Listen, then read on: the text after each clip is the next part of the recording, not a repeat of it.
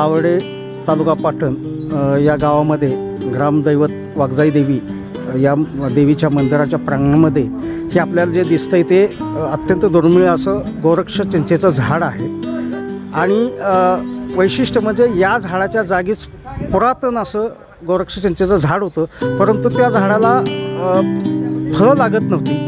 आणि जे परमपूज्य गगनगिरी महाराज आहेत ते त्यांचं वास्तव्य या ठिकाणी राहिलेलं आहे या गावामध्ये बरेच वर्ष। म्हणजे जे तपश्चर्याला जाण्यापूर्वी ते या ठिकाणी होते आणि त्यानंतर तपश्चर्येनंतर आल्यानंतर त्यांनी गगनगिरी महाराजांनी या गावामध्ये आल्यानंतर या पूर्वीचं जे पुरातन गोरक्ष चिंचेचं झाड होतं त्याची विधिवत पूजा केली होती की त्याला फळं लागावीत म्हणून, परंतु अखेरपर्यंत त्या वृक्षाला चिंचेचं फळ लागलं नाही आणि कालांतराने तो वृक्ष आपोआपच नष्ट झाला। आणि त्याच ठिकाणी गावकऱ्यांनी आता हे नवीन झाड लावलेलं आहे आणि अत्यंत सुंदररित्या ते झाड बहरलेलं आहे।